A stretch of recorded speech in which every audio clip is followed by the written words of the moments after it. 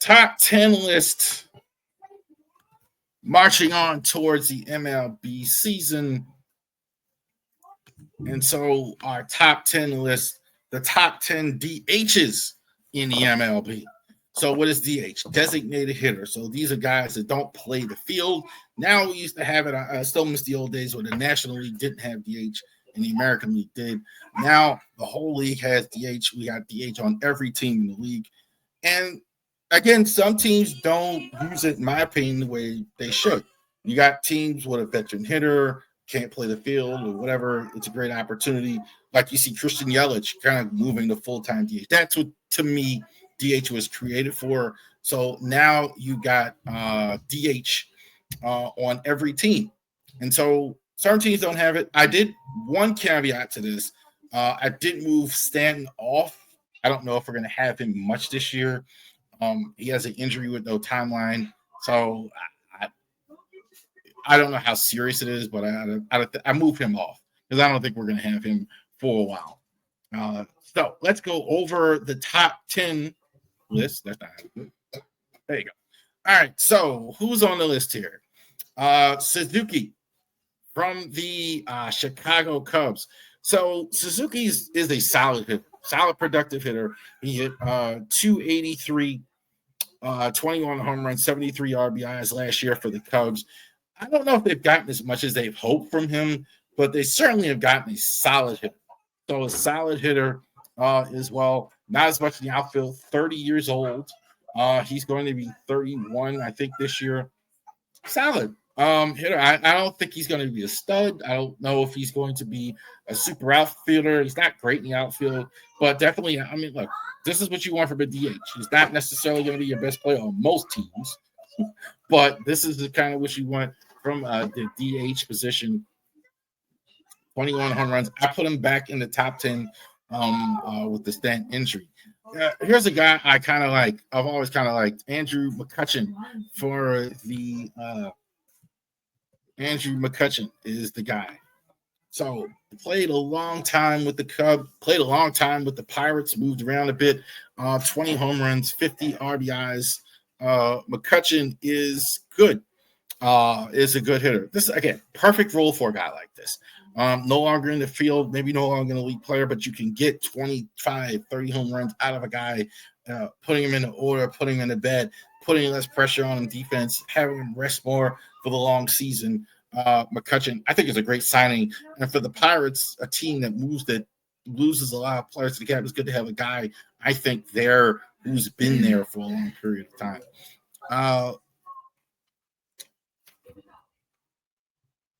Mustaka, but let's say that right for the Red Sox. Kind of, you could almost copy paste what I said for him. For I said with Suzuki, a lot of high hopes, maybe too high for him as far as what he was going to bring when he first got there. So maybe you're expecting a guy like a lot of Japanese players when they come in. I mean, you go through a lot of trouble to get them, etc. They're hard to get. You have to wait. So maybe you didn't get everything you hoped for, but what they got is what I think they're going to get. I think the upside here is a little bit better than Suzuki. 280, 10 home runs, 106 hits. So this guy can really hit.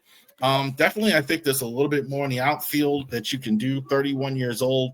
I think keep him healthy for a whole year. He did miss some stretches last year. So I think that's the reason why his production is a little bit down. I think he can also hit more home runs in Boston. Anybody can with that short porch. So I definitely think he's number 8 as well. With there, Jock Peterson. Peterson, I think, is going to be a solid addition to. Used to play in the outfield, solid addition for the Rangers as well. 23 home runs, 64 RBIs, hit about 275 in his 30s. This is a guy 32 years old. Now, this is another one, kind of moving him into DH, kind of moving him in a position where he can be comfortable, kind of moving him into a spot where that's he can be more productive over a longer period of time. So definitely in that lineup that they have with Simeon and Sager and all those guys, you put a Jack Peterson in. I definitely have him in the top 7 as well. Now we're getting into the meat and potatoes here. Jorge Soler for the Los Angeles Angels of Anaheim. Great movie that was, Angels in the Outfield as well. All I think about, like, you see when you talk about that team. Soler, I think definitely the power is going to be there. So definitely you have him there. He hit 24 home runs last year. He hit like 40 the year before. He didn't play in as many games. You keep him healthy, he's going to hit for power. There's no question about it. He's certainly going to get a chance to play every day for sure in Los Angeles because there's not a lot there as well. Maybe hitting right around where Mike Trout is in the lineup. Soler, I think, is a lot to hit. You know what you're getting. You're going to get great power hitter with great power potential every year. He's, I think, how is Soler now? He's 33 years old. This is what you want from a DH. So definitely is the good signing for the Angels. Definitely got money to spend now as well. So it's a good opportunity for Soler. I have him at number 6. Here's one of the most hidden gems, I think, in all of baseball is Brent Rooker for the Sacramento A's. Rooker, I think, is 39 home runs, 112 RBIs, played a lot of his position in DH. I think Rooker, I'm a little surprised that that he's actually stayed in Oakland as well. I'm surprised that another team just didn't come in and take it, but he's terrific. Definitely he's going to play a lot of DH. I'm almost put him as a left field, but I think he's going to he played more DH. He's going to play more DH, I think, than everybody else. They've definitely opened the extension talks. I think this guy's a phenomenal hitter. I think he's a phenomenal hitter for years to come. I think he's a bit of a late bloomer. He hits for power. He hits for average. There's definitely a lot to like about Brent Rooker. This is definitely what they've been waiting for a long time in Sacramento. Almost called him Oakland, no longer Oakland. But Rooker, I think, is the goods. He's the real deal. Brent Rooker at number 5. Number 4. How can you not love Kyle Schwarber, man? Kyle Schwarber is a big old hitter. He's definitely, look, you're not supposed to teach guys to swing for the fences all the time. Anybody who watch baseball or coach baseball, you don't swing for the fences all the time. You're supposed to swing for it. You're supposed to hit it on the ground. Schwarber pays that no mind. His average was actually better last year than his been. He hit 248. 38 home runs, 104 RBIs. If you don't like baseball, if you don't like Kyle Schwarber. Schwarber hits for the fences, has his beard, doesn't always stay in shape, and just pounds home runs. It's fantastic.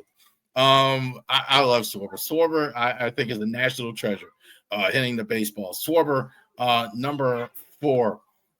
Number 3 is Jordan Alvarez for the Astros. I think Alvarez is really good. I think like he continues to be productive. I think now probably him and Altuve are pretty much the last pieces of cheese here in Houston for the dynasty. I think Alvarez, I think you know what he's going to give you. He's going to DH more. He's going to play in the outfield. I think at his age, he's still not very good in the outfield. He's still young.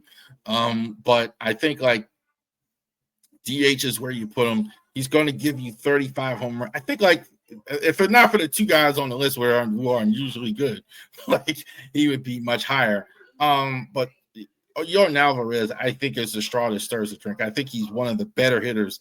Not again because he's a DH. I don't think he's talked about as much, but I think Alvarez, I think is fantastic. Marcell Ozuna for the Braves. I think there's an injury for him. I think that there's an injury for him or whatever. Let me check that. I think he's an injury. The numbers are just off the chart. 39 home runs, 104 RBIs. I thought he was the best. I thought he was the second best player in the National League last year. But I think he was as good of a hitter. Don't Some guys don't like him. I hear he's not that good of a guy, or guys don't like him, but he's definitely had his option picked up for 2025. But the sky's the limit. I think no, he's not the one with the injury. But he's an outstanding power hitter, outstanding hitter all the way around. No question about it, Ozuna. But number one, there's no doubt, Shohei Ohtani from the Dodgers.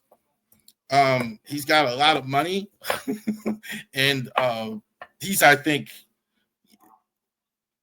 I think like I'm going to correct people to say he's not already in the Hall of Fame.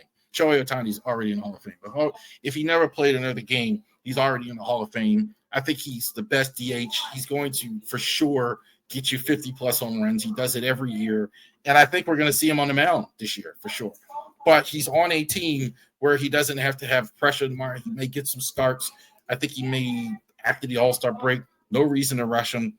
But certainly I think could go down as the greatest DH in the history of baseball, Shohei Ohtani, number one. There you go.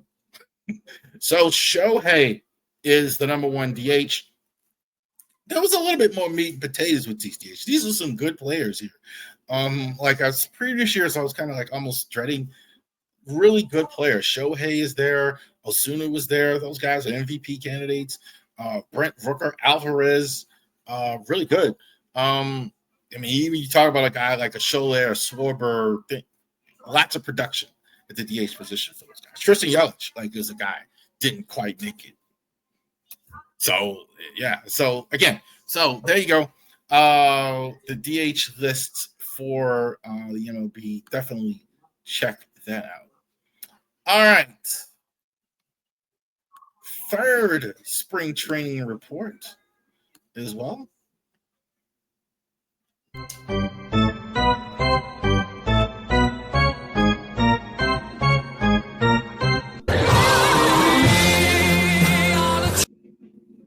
That's the wrong one. That's a good one. That's the wrong one. So, Orioles, third spring training report for the Baltimore Orioles. So let's go over that as well. What you definitely want for your spring, now you're in the full spring. Now you're at the point of spring training where do guys look ready to go? Are they ready to play? There's some concern there as well. Sometimes it's guys you're slow walking, right? You don't want to do too much. They may be ready, but it's spring training. So,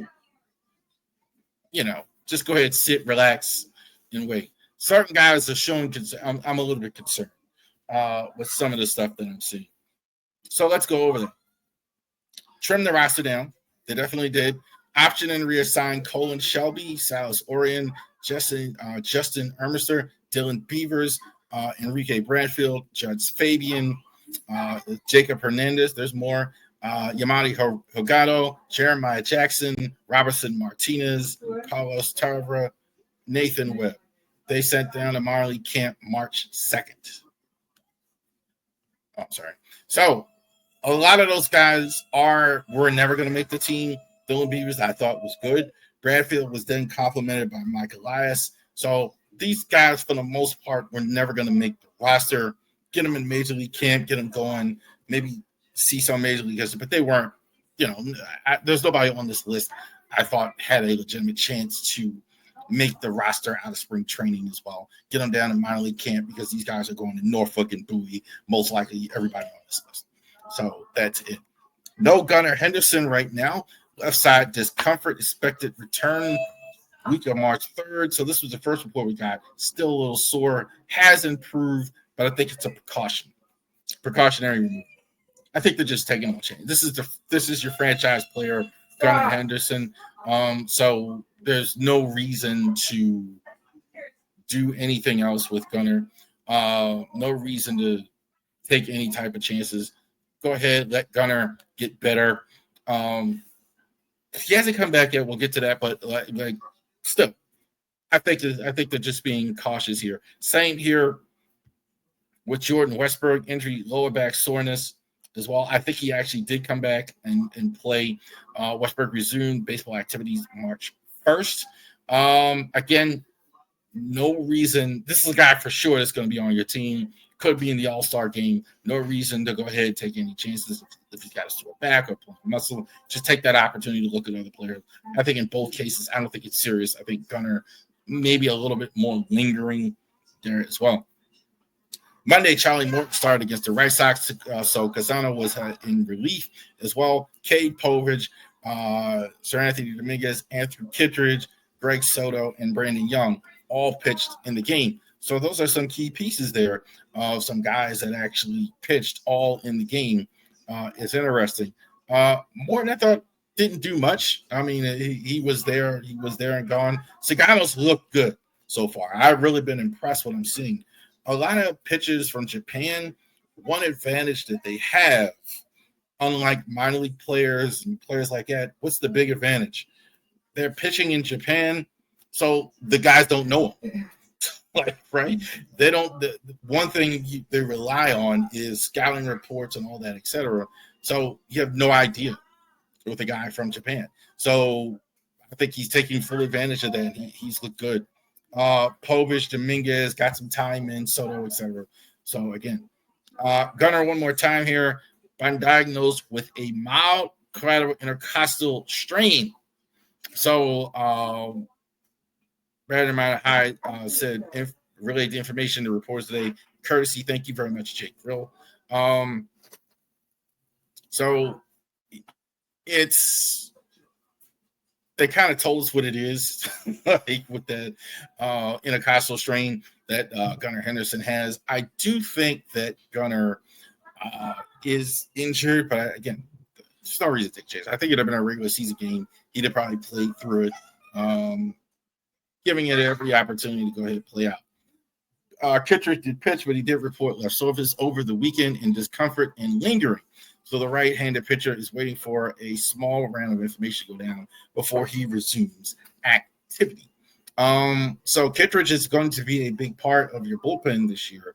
And again, said it one more time, no reason to go ahead and have him out here doing stuff as well. It does seem to be a bit more serious than precautionary.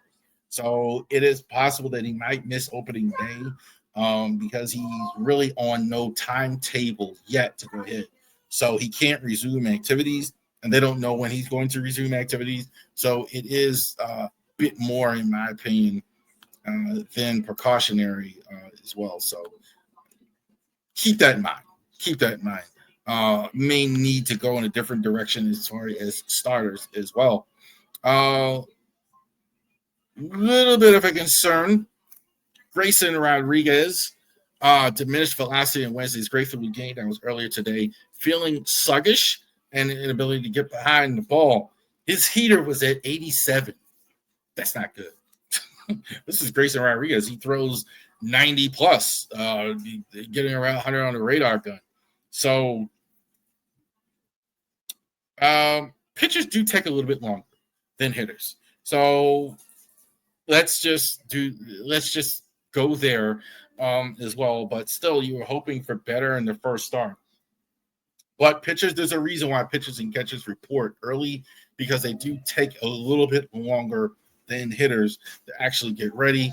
But it is a concern that possibly your number two guy, that's a lot of velocity. That's a lot. That's not a little bit. You kind of expect a guy 92, 93, but like 87 fast, that's not good. Yeah. So good luck for Grayson. Hopefully we can get better. Finally, we have a resolution in the Orioles and Nationals Masson dispute. A few minutes on this. So basically what's happened, this is, if you don't know, for years, Masson, Mid-Atlantic Sports Network, the Orioles network, for many years now, when you get the year wrong, but since the early 2000s, the Orioles have made an agreement for the Nationals to get a team from Montreal when they were the Montreal Expos and became the Washington Nationals.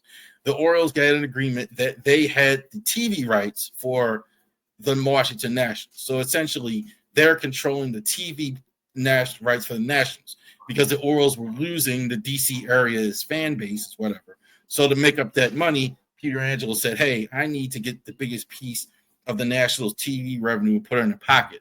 It's been a it's been a cluster ever since. The Nationals haven't always gotten their money like they're supposed to. The Orioles were always saying, well, we don't owe you what we think they owe you, blah, blah, blah. They've been in court literally 15 years.